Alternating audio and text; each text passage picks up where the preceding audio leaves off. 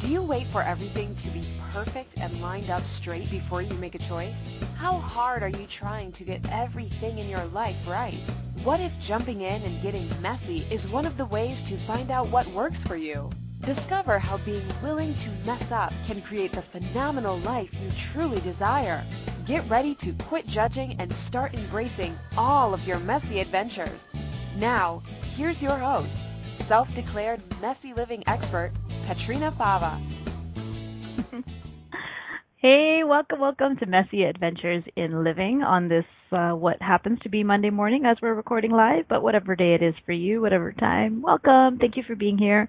Thank you for listening. Messy Adventures in Living. Yep. That's what we're doing over here. So Messy Adventures in Living is all about being willing to get it wrong and being willing to be wrong and not waiting for everything to be perfect before you choose. It's such a freeing place to be when you're willing to mess up.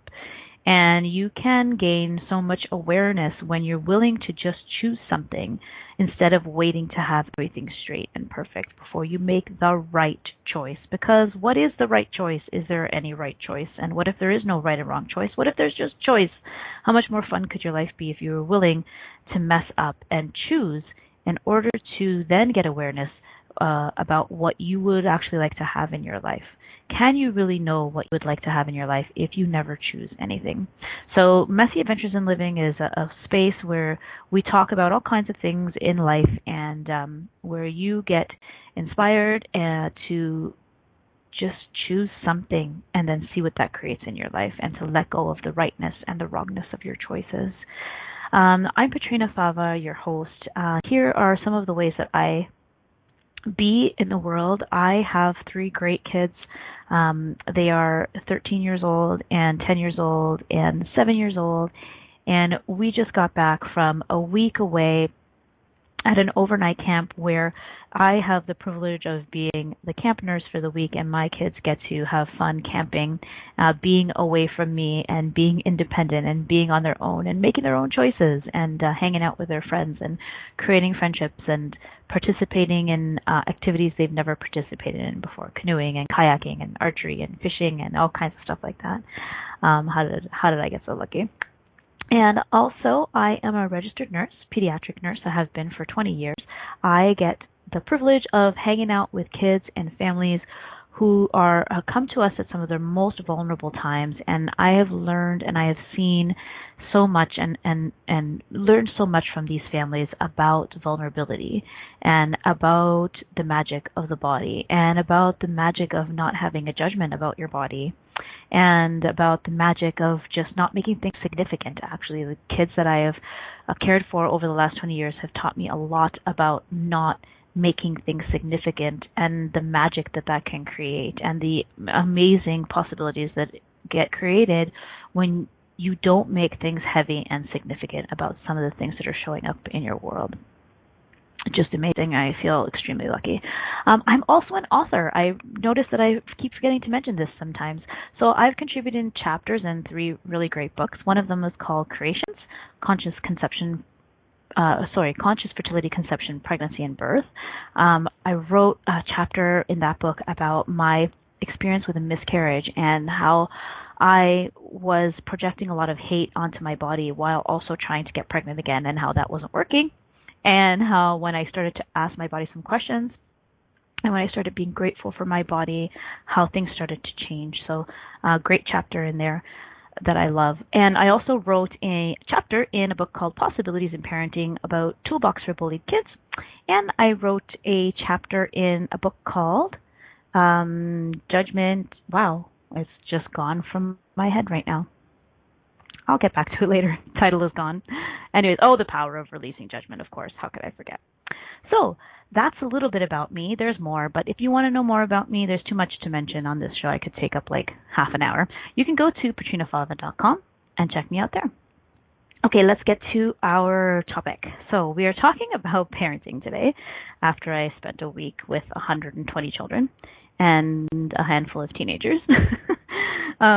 And allowing my kids to wander about an enormous campground with a lake and woods and possibly bears and all kinds of crazy things.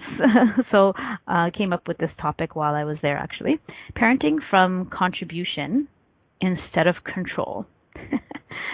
Parenting from contribution instead of control. So, what if parenting wasn't about control?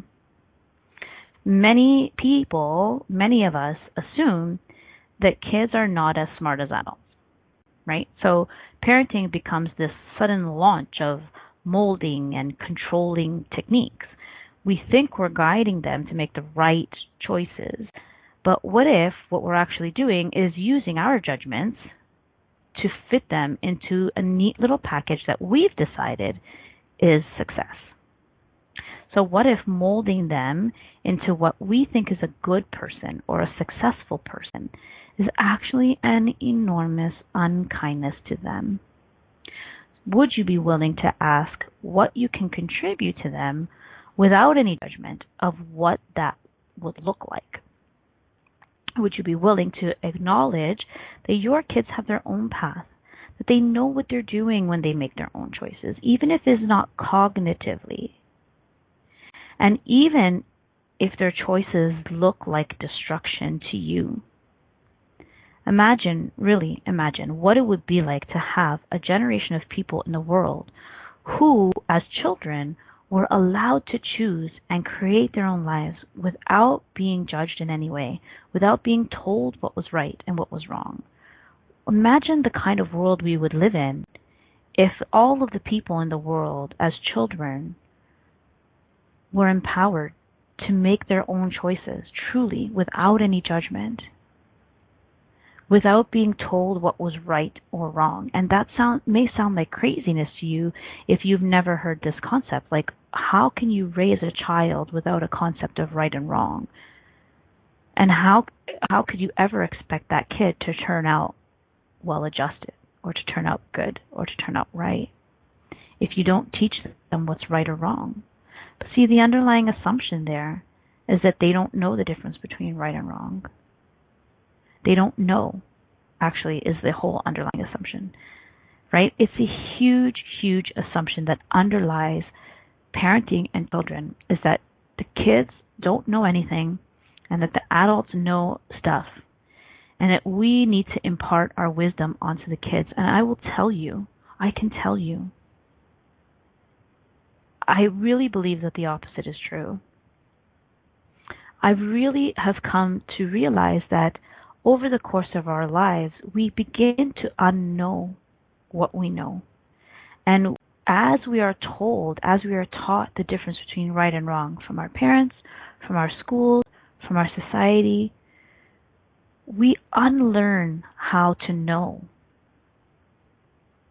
We unlearn how to trust our instincts. We unlearn how to choose for us. We learn to choose to make others happy. We learn to make choices that will make others happy. Wow, I've been looking at this for a long time, and how many of my choices am I making to make others happy, and that in turn that feels like I'm making myself happy because I like making others happy? Do you know what that is? Do you get that? Have you ever experienced that? How much are you making choices to make other people happy, which in turn makes you happy? And is that actually choosing for you? Wow, there's a little bit of energy on that. So let me just clear that. So we're going to use something called the Access Consciousness Clearing Statement. So everywhere you have learned that choosing for you means choosing to do something that makes someone else happy, which in turn makes you happy, when that really isn't actually choosing for you at all, will you destroy and uncreate all of that? Right and wrong, good and bad, pot and pock, all nine shorts, boys and beyond. So that's the Access Consciousness Clearing Statement. It's a collection of words. It does have an explanation. We're not going to get into it on the show, but it's really about just looking at the energy of something as we talk about it, and getting at where, destroying and uncreating everywhere that was created initially, where that point of view of yours was initially created in your world, and getting rid of it, destroying it completely. theclearystatement.com has its own website. Okay, so yeah, so what does this have to do with parenting? Well, how much were you parented from that place? Like, how much were you parented with guilt as a control? Or even if it's not as, there's something else beside guilt that's a little bit more subtle. How much did you learn to please your parents, right? How early did you learn that your job was to please your parents and that that made you happy and that if they were happy, then you were happy? And is that what you desire for your children or for the children in your care or for the children in your life? You don't have to be a parent. Do you really desire, do you want your children to choose based on something that will make you happy? Or would you like to empower them to choose something that is truly their choice? And how do we do that? How do we do that? So what else comes up for you around all of this? Is there anything else? So let's talk a little bit about judgment because, well, let's talk a little bit about control. I like to look at the origin of words, and so I went and I looked up the origin of the word control, and also of the word contribute. And here's what I found. So listed under the word control is to check, to verify, to regulate, and then to exert authority, which is probably what most of us would say defines control, right? To exert authority. And then I found this from the Latin contra, which means against. So it's interesting that for many years, or for many of us, there are many of us who think that we need to control our children, at least in some manner, because they don't know what they're doing, and so we need to exert control. Or that in order to run our family of multiple people, we as parents need to exert control. So if we look at this meaning from Latin contra, which means against, isn't that interesting that in an effort to produce harmony in a family, we're exerting control, which is actually an energy of being against the other person. And also there's energy around this definition here too for me, to check or verify or regulate, to control. It's like, okay, check, you brushed your teeth. Check, you did all of the right things. Check. A structure, right? Checking, verifying, regulating against a structure, against what is right. Checking off, right? What's a check mark? A check mark is correct, right? In school, you would get a check mark when you had the answer right. Check. So all of this control is really about a structure, and it's about rightness. Control is about rightness, checking, verifying, regulating against, that's funny how that popped out of my head, against what is right. And you might be thinking, well, what's wrong with being right? It implies an enormous amount of judgment. And anything that you judge is limited.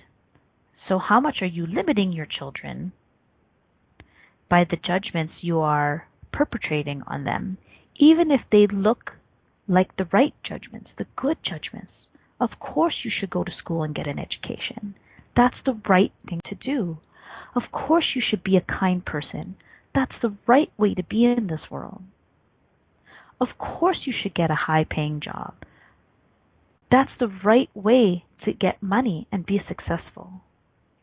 So even if all your judgments are good judgments, they're conclusions and they're limitations, and you're keeping your kids in a box, if you're perpetuating these on them. Okay, we are going to take a break. You're listening to Messy Adventures in Living right here on the Inspired Choices Network. We're talking about parenting from contribution instead of control. We'll be right back. Do you wait until all the traffic lights are green before you get in your car? Of course you don't. Are you waiting until you have everything perfect to begin living? Most of us have learned not to take any steps until we have all the information to make the right choice. What if the opposite is true? What if it's choice that creates awareness? Are you willing to make lots of messy choices so you can begin to see the possibilities that you didn't think existed? Listen for Messy Adventures in Living radio show with self-declared messy living expert Petrina Fava every Monday at 11 a.m. Eastern Standard Time, 10 Central, 9 Mountain, and 8 Pacific on the InspiredChoicesNetwork.com. How much more expansive would your life be if you were willing to get messy with your choices? What if there's nothing wrong with you? What if you're far greater than you've ever given yourself credit for? What if it's time to know the gift and the contribution you are to the world and to like yourself a lot more? Hi, my name is Dane here. 13 years ago I started to truly ask questions. Actually, I started to be the question, and everything changed for me. Asking questions opens doors to infinite possibilities. And it's not about finding the answer, it's about being the question. Always. What I'm inviting you to step into is something that Einstein, Marie Curie, Newton, Da Vinci, Gandhi, Picasso, and Aristotle all knew to be true. What if no question is too big or too small? What if anything is possible for you? What if together we could create a kinder, gentler, happier world? Is now the time? Go to beingyouclass.com and sign up for a free video series, My Gift to You. beingyouclass.com. What if you, truly being you, are the gift and change this world requires? beingyouclass.com. You're listening to Messy Adventures in Living with Petrina Fava. To participate in today's show, please call in the U.S. 815-880-8255. In Canada, 613-800-8736. Or you can Skype us at Inspired Choices Network. You can also ask questions or comment by email by sending to Petrina at petrinafava.com. Now, here's Petrina with more Messy Adventures. Hey, welcome back to Messy Adventures in Living. I'm your host, Petrina Fava, and today we are talking about parenting from contribution instead of control. So, how much were you parented from control? And, what's piquing your interest about this topic? Were you parented from control? Are you still trying to break free from that? Are you trying not to parent from control? Have you learned that parenting is all about control? Whatever that is for you, there's a reason that you're listening to this conversation. So just before we went to break, we were talking about control and the original meaning of it, the origin of it, the etymology of it. And I have found that the original meaning of the word control is to check, verify, regulate. And then, interestingly, from Latin, the word contra means against. And so, how much have you thought that controlling is actually a way to make your child be great or ensure your child's greatness by controlling them, when actually you are working against them and limiting them? So if we're trying to control our children, and if we're trying to control our children in an effort to mold them into a successful person or into what we think is a kind person, all of this is essentially a bunch of judgment. We're trying to make them into something that we think is right, as opposed to allowing them, facilitating them, contributing to them being everything that they can be, no matter what that looks like. See, that's the kicker. Because when we talk about being everything you can be, there's almost this airy-fairy sense of like wonderfulness and being everything you can be, the best that you can be. And while that may be true, allowing your children to be everything that they can be, or allowing them to choose, make their own choices, and create their own path may not look pleasant to you. And the judgment there is that there's something wrong with unpleasantness or discomfort. And I heard a quote. I think it was Dane here say something like, "What if the greatest kindness is allowing someone to choose as much limitation as they need to until they're ready to choose something different," or something like that. I hope I'm not completely butchering it to death. But my point is, like, when we talk about letting our kids be who they are, there are judgments attached to that. Or at least there are for me. I guess I'll speak for myself. I have this sense of, like, being everything you can be is always this wonderful thing of you being the most kind, wonderful person, the most successful person. You participate in all your sports and you participate in all your arts and you succeed. You get straight A's in school and you get your PhD in something, and then that means that you're being all that you can be. And that is a judgment.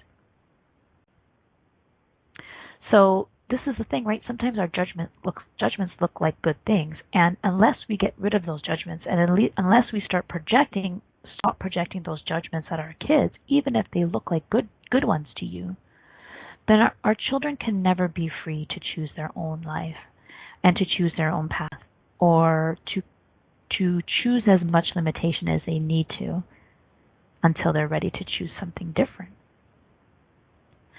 So, what have you misidentified and misapplied as contribution that it actually isn't? And everything that is, all the judgments that you have about what contribution looks like to your kids, will you destroy and create it all? Right and wrong, good and bad, pot and pock, all 9 shorts, boys and beyonds. Because what if contributing to your kids means allowing them to choose limitation? Would you be willing to allow them to choose as much limitation as they need to until they're ready to choose something different? So here's a great exercise. It's a really good idea to look at all of your judgments. Good judgments, positive judgments, negative judgments, every conclusion. It's kind of a little bit easier if we call them conclusion, I think, because when we say the word judgment, we often think that this means that they are negative judgments, but often judgments are positive ones too. So any conclusion that you come to about what's right or what's wrong for your kids, it's a great idea to make a great big list of them all and then use this tool, interesting point of view. It's a tool that comes from Access Consciousness, and it's basically allowance. Allowance doesn't mean that you just let your kids do anything that they want. You don't have to let them burn your house down. Allowance just means that everything is just an interesting point of view, that there is no right and there is no wrong. It's just interesting, and there is choice. There is choice. There's always choice. No right, no wrong, just interesting. And you can choose, and they can choose. So if you make a list of all of the conclusions that you have, and then for every one of them go, wow, interesting point of view, I have that point of view. Interesting point of view, I have that point of view. Interesting point of view, I have that point of view. Then you can get to a place where you have allowance for your kids' choices, and then you can start to ask questions. So questions are what can allow the greatest possibility, right? Answers is we ask questions to gain awareness. Questions open the doors to possibility, where answers start to close doors and limit you. Once you get an answer, you're most likely going to stop looking for more. You get one answer, maybe 2 or 3, and then that's it. Whereas questions, without expecting an answer, can really open you up to the greatest possibility. So once you can be an allowance of your kids' choices and just look at everything as an interesting point of view and drop the rightness and the wrongness of it, then you can start to ask yourself some questions about what you can contribute. So I was just jotting down a few points before the beginning of the show, and I started to write down this question of just what can I contribute to my child? What can I contribute here that would allow my child to have more ease with this? Or what can I contribute that would allow my child to get around this particular thing? And then I realized that that's a judgment, because I didn't ask first if there was anything I could contribute. So, where have you decided that as your job as a parent is to contribute? Do you know what I mean? And not that it's wrong, but it's like, if we are constantly giving ourselves the job of contributing to our kids, that can become a judgment, and it can be a push energy. So if something is coming up for your kids in their world, you might want to ask yourself, is there anything I can contribute? And then continue to ask more questions from there. Is there anything I can contribute? And I think likely you will not get a no, because there's always some energy that you can be that will be a contribution. But I think that sometimes we think that in order to contribute, we have to do something. So it might be a good idea to start with the question, is there anything I can contribute? Is there anything that I can do? Is this a do, or is this a be? Is there anything I can do to contribute here? And you might get a no. And then you can ask yourself, what energy can I be here? What energy is required? What energy can I be that would allow my child to have the greatest ease with all of this? What space can I be that would allow them to figure this out? I actually got that question from one of my guests a few weeks ago, Dean Larson, who put that question in my world. What space can I be? What energy, space, and consciousness can I be that would allow my child to figure this out or to get around this? And I thought, oh, wow, it's not what energy, space, and consciousness can I be to change this for them. It's what energy can I be? What space can I be that would allow them to change this? I so much love that question. What space can you be for your child or for anyone in your life? What space can you be that would allow them to change it? Because it's for them to change and not for us, right? Which is a huge part of control. We want to control the outcomes of their choices. That's kind of funny. So how often do we pretend to give them choice and then try to control the outcome of their choices? That's kind of weird. Let's clear some of that. So everything that is, everywhere you are trying to let your children make their own choices and then trying to control the outcome, which is like half controlling. Well, you destroy, not create at all. Right, wrong, good, bad, pod, poc, all nine shorts, boys and beyond. So what is contribution then exactly?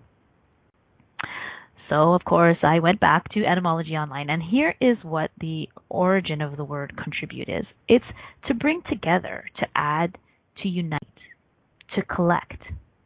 To bring together, add, unite, collect. And I think I will add there to facilitate someone becoming greater or more or all of them, however that looks.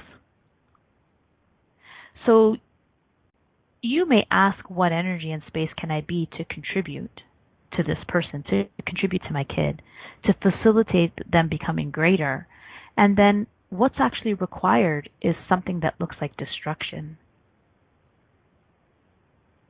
They may need to, do drugs for 5 years and then go to rehab and hit rock bottom. That may be what's required. It might not, but it may be. So please don't judge yourself if you're asking all of those questions and your child continues to choose something that looks like destruction to you, because it may not be destruction. It may just look like it. And it may be what they need to choose until they're ready to choose something different. Okay. So we're going to take a break. You're listening to Messy Adventures in Living. We're talking about parenting from contribution instead of control. Don't go anywhere. We'll be back very soon. Do you wait until all the traffic lights are green before you get in your car? Of course you don't. Are you waiting until you have everything perfect to begin living? Most of us have learned not to take any steps until we have all the information to make the right choice. What if the opposite is true? What if it's choice that creates awareness? Are you willing to make lots of messy choices so you can begin to see the possibilities that you didn't think existed? Listen for Messy Adventures in Living radio show with self-declared messy living expert Petrina Fava every Monday at 11 a.m. Eastern Standard Time, 10 Central, 9 Mountain, and 8 Pacific on the InspiredChoicesNetwork.com. How much more expansive would your life be if you were willing to get messy with your choices? What would you say if I told you that you could change your life in only 1 hour and all while lying down relaxing? Thousands of people all over the world have. What am I talking about? It's called Access Consciousness, the bars. The bars is an energetic body process that contains 32 different points on your head that when run assist you in releasing decisions about any area of your life that you have made solid and as a result cannot change. The bars is the first class in Access Consciousness, a dynamic set of tools and information designed to transform any area of your life. When you have a bars session, the worst that can happen is you feel like you had a fantastic massage. The best thing that can happen is your whole life could change. Go to accessconsciousness.com today to find a facilitator to schedule a private session or to find a bars class in your area. Are you willing to give yourself an hour to change your life? You're listening to Messy Adventures in Living with Petrina Fava. To participate in today's show, please call in the U.S. 815-880-8255. In Canada, 613-800-8736. Or you can Skype us at Inspired Choices Network. You can also ask questions or comment by email by sending to Petrina at petrinafava.com. Now, here's Petrina with more Messy Adventures. Hey, welcome back to Messy Adventures in Living. I'm your host, Petrina Fava, and today we are talking about parenting from contribution instead of control. So, how much were you parented from control, and what are all of the things that you learned about parenting that are subtle control techniques? Things that look positive, things that don't look so bad, things that look like, well, I'm just trying to help you be a better person. And how much did that contribute to you becoming everything that you are, or did you end up trying to do the right thing? And something that's been in my awareness a lot the last few weeks is how I've been asking myself, is this choice an effort to make someone else happy, which in turn makes me happy? Kind of a weird thing that just kind of popped up in my world a little while ago, but I started to look at how many of my choices are actually choices that I am directly choosing in an effort to make myself happy, or am I happy when others are happy? And not that that's wrong in any way. It's not wrong. But just looking at this idea of truly choosing for you and what it means. And what would it be like if we could allow our kids or show our kids or be a space for our children that would allow them to choose for them, truly choose for them. It's a bit tricky, or it can be tricky, or I don't know, it doesn't have to be tricky, but what's tricky about it for me is that, there are 5 of us living in this household. And so, you could ask yourself, well, how do we live together? How does everyone choose for themselves? And also have 5 people living harmoniously under one roof? Well, I mean, who says living harmoniously is the greatest contribution anyways? Right? What's interesting is, again, something I've been looking at too, like, where am I valuing peace in my household over growth, over making messy choices? Where am I valuing peace and quiet and getting along over the fact that we're all choosing and then seeing what those choices create. And sometimes that's messy, and sometimes that's loud, and sometimes that's obnoxious, and sometimes that means people are arguing. And so for me, I've been looking at letting a lot of that go, of letting a lot of peace and harmony, my idea of peace and harmony above all things, instead of allowing all of us to just choose messily and be willing to be uncomfortable, because maybe that's the greatest contribution. Do you see what I mean? We have so many ideas of what's right and what's wrong. Conditional happiness. Yeah, exactly. Thank you, Keisha, in the chat room. Conditional happiness. Like what is that exactly? How much are we trying to control even if it looks good, right? You're like, but it's good. We all live peacefully and we all get along and the siblings all get along. You know, my kids fight a lot, and I struggle with this a lot, and I've started to look at where am I making all of this fighting wrong? And I've looked at some other families, and I see that the children are quiet with each other and they get along nicely, and it's really interesting point of view that I have, that that's desirable and this is not. Because what if this is just their path? What if this is what they require? Because it might be, right? So would you be willing to let go of the interactions between your children? Would you be willing to let go of controlling how much your kids love each other or like each other? Would you be willing for your kids to grow up hating each other?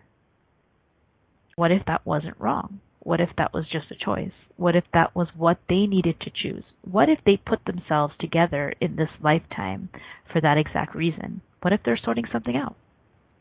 Right? And so without control and without judgment of right or wrong, and with allowance, which is everything is just an interesting point of view, then you can be the space that will facilitate the greatest outcome for everyone.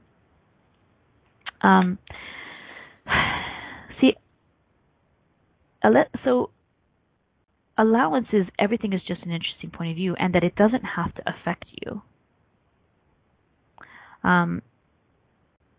You don't have to have things in common. And I think that's something that we have misapplied and misidentified family to be, things that you have in common, right? So what have you decided family is that it actually isn't?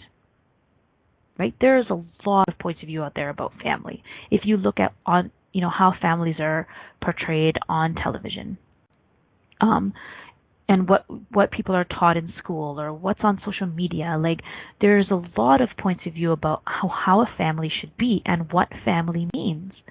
Family is everything. Family is blood. Blood is thicker than water. No one will ever be there for you like your family is. And these things may be true for you, but they may not be. And if we have the point of view that it's wrong to have a family that doesn't love each other, or if it's wrong to have siblings who fight, then we can never be an allowance for what's happening and let it occur and then create the greatest contribution to everyone because we have a point of view that it's wrong. So what if your kids fighting is actually what's going to create the greatest for them in the future? Maybe it's not, but maybe it is, right? Okay, what else? I wanted to talk a little bit about gratitude and love. So what's the difference between gratitude and love? So love has a lot of different definitions, right? And love is one of those words that has been completely just ripped apart and mutilated in this reality. And what if you could have gratitude for your children? Like, what if you could really look at being grateful for your kids? And part of that is the willingness to receive from them, which I think in this reality is not something that's taught very or discussed or talked about very often, because there's this idea, again, that kids are dumb and they don't know anything and we need to teach them and we need to give to our children. And is that exactly contribution? So if we have the point of view that there's this hierarchy of needs, right? And that as an adult and as the parent, it's our responsibility to give to our children. And our children are the ones who receive. And that it's wrong for us as adults, as parents, to receive from our children. Is that contribution? Are you contributing to your kids if you're not willing to receive from them? So what could you be grateful for? What is it about your children that you could be grateful for? And would you be willing to tell them every day how grateful you are that they're in their lives? I started when my kids I noticed many years ago that when my kids started telling me they loved me, I would say, I love you too back. Or they would say, I love you more. And one of my automatic responses was, no, I love you more. And I remember catching myself one day and sort of remembering that my mom would often say that to me, I love you more. You'll never love me the way I love you. You'll never understand how much I love you. And there was some weirdness, some weird energy there. And so, and then I got it one day. I was like, that's not receiving. It's not receiving from your kids. So often when my children tell me they love me now, I just say thank you. I just say, wow, thanks for loving me. And I try not to make myself feel like I have to say I love you too. Sometimes I do, and sometimes I don't. And sometimes I just say thank you. Or they'll give me a huge hug, and I'll say, wow, thank you so much for that hug. Like, what difference, how much difference could it make if you would be willing to lower your barriers and receive from your children? Not just love, not just gratitude, not just hugs, not just the words I love you, but everything. The energy of who they be. What could your children show you about being present, about being all of you, about having fun, about making messy choices? And would you be willing to receive from them? And is that receiving contribution? So everywhere that you've decided contribution is a giving to instead of a receiving from, will you destroy and uncreate all that, please? Right, wrong, good and bad, pot and pock, all nine shorts, boys and beyond. I think, if you look at all of what you've misidentified and misapplied as that contribution is, you might be surprised that receiving is actually a contribution. Have you ever given someone a gift and they haven't received it, and they've said to you, I can't accept this, it's too much? What does that feel like? How does that feel? Do you feel acknowledged? Do you feel received? And so how often are our children gifting us awarenesses, gifting us hugs, loves, all of that stuff, but also just energy? How much are our kids offering us, showing us an energy of play, an energy of fun, an energy of being, an energy of choosing without fear? And we are not receiving it because we think they're just kids, they don't know. They don't get it. They don't know what life is really like, when actually they do know, and we've just been tainted. So would you be willing to receive all of the energies that your children are offering? And everything that doesn't allow that, will you destroy and uncreate it all? Right and wrong, good and bad, pot and pock, all nine shorts, boys and beyonds. So what else? What else stops us from contributing to our kids? We were just talking about family, and I think we're going to go to break soon, but when we come back, I'd like to talk a little bit about significance. We touched on it at the beginning of the show, significance and structure, and how that can hinder us from creating everything that's possible within our family and for our children. Because there's this, again, a commonly held belief that children require structure and that they thrive within structure. And it's not wrong. And what if it's not true? What if it's not always true? And what if there's something else besides structure that would allow the greatest possibility for your family and for your children? Okay, so let's take a break. You're listening to Messy Adventures in Living on the Inspired Choices Network. Today we're talking about parenting from contribution instead of control. We'll be back soon.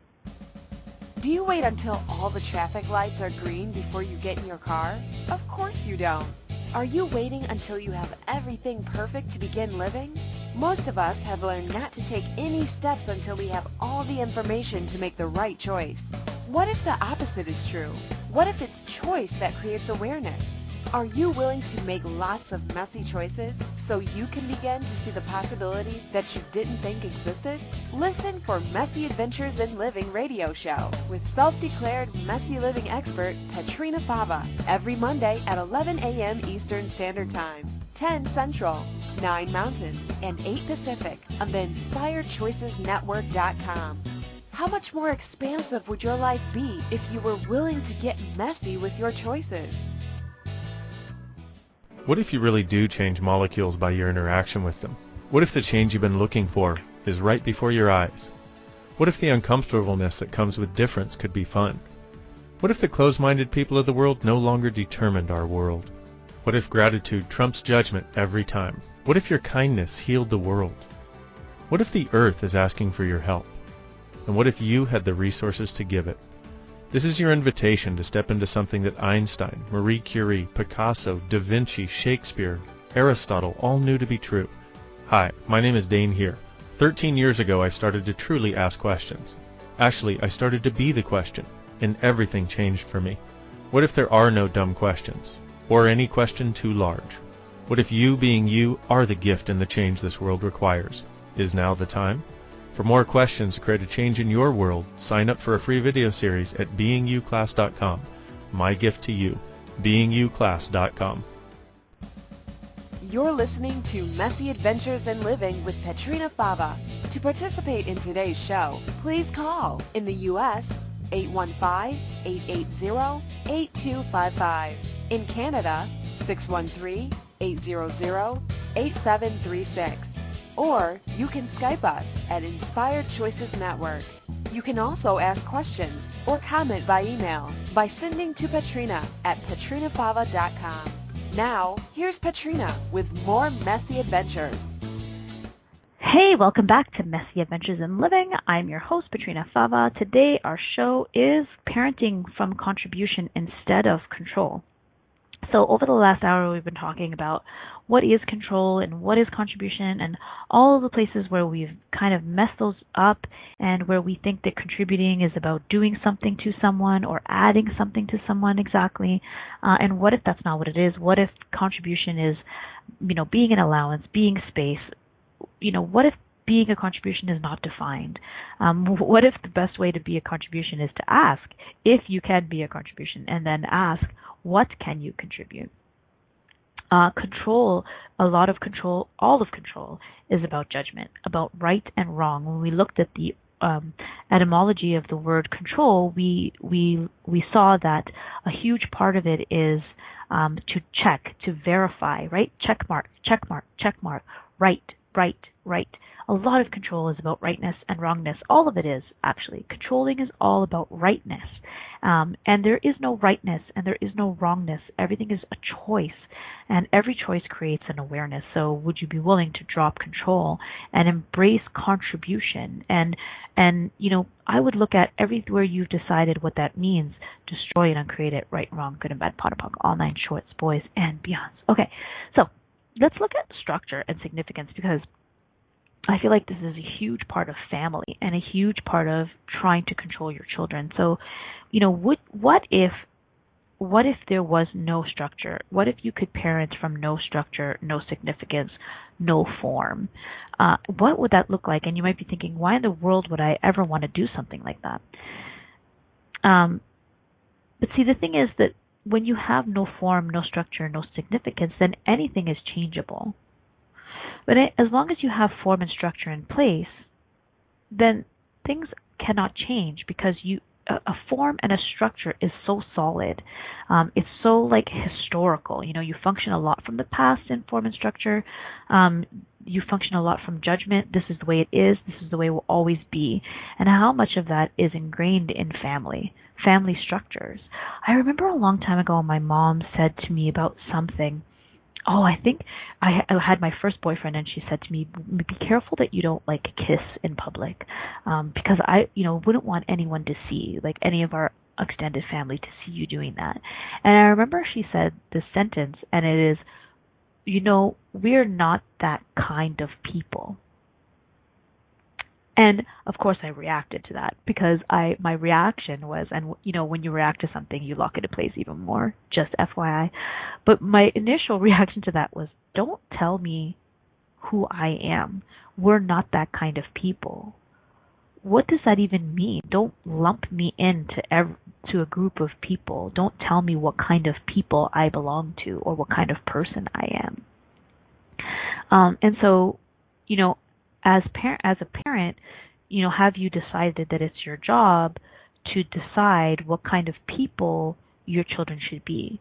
The kind of people that don't do drugs, the kind of people that go to university and get a good job, the kind of people who are kind to people and contribute to society. And so, you get your kids involved in volunteer work, and it's not that it's wrong. It's just, it is creating structure, and it is creating rightness.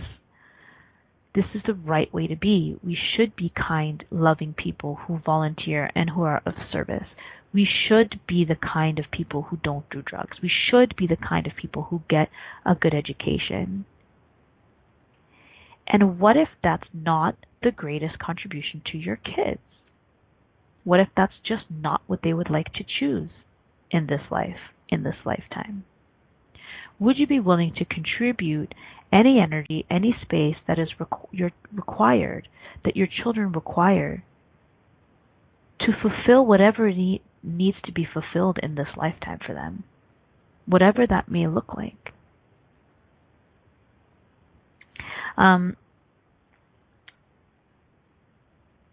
If nothing has form and structure, then everything is changeable. That's the key. And if nothing has form and structure, then you can create all the time. You can always be in creation, right? You can always create something different. You can always create something more. You can always create something greater if you don't have form and structure.